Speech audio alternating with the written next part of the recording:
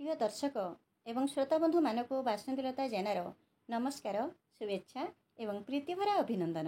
आज आपण मानक भेटी देवाक जाउछि मोर स्वरचित गोटे कविता विदग्ध ग्रीष्म शुणिबा। विदग्ध ग्रीष्मर रौद्र तापरे मुंडफटा टाण खरा।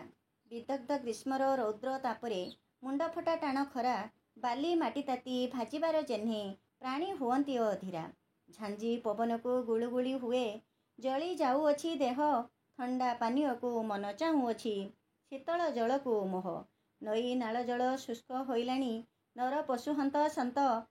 वृक्ष राजी सबु झाउली गलाणी सबुजिमा द्रुबा अंत सबुजिमा द्रुबा अंत। कृषक श्रमिक खरारे खटंती कृषक श्रमिक खरारे खटंती जीवन जीविका पाई टाई टाई खरा असह्य जंत्रणा कामे मन न लागई कामे मन न लागई।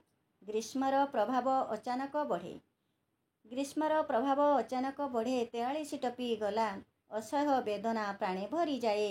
बाहारे बुला न हेला बाहारे बुला न हेला।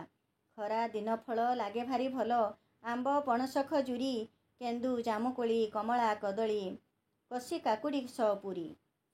ग्रीष्म ऋतु पुष्प मल्ली कृष्णचूड़ा रजनी गंधासु बास ज्योत्स्ना स्नात संध्या मनमुग्ध कर बा आवेग उच्छ्वास बा आवेग उच्छ्वास।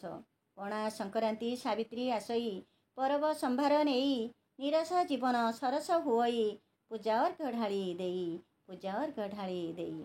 बाहर को गले जोता छता पानी मुंडे गामुछा बांधिब तरबुज दही पखाल खाइब शांति निद आसी जीव। काल बैशाखी जल टुपे पाई चाहंती उद्भिद प्राणी असराए वर्षा झरी पड़ंता कि शीतल हंता धरणी शीतल हंता धरणी। धन्यवाद। जदि मोर कविताटी आपण मानक भल लगे तेबे लाइक टे देबे कमेंट टे देबे आपणकर भल पाइबाकु देबे। धन्यवाद नमस्कार।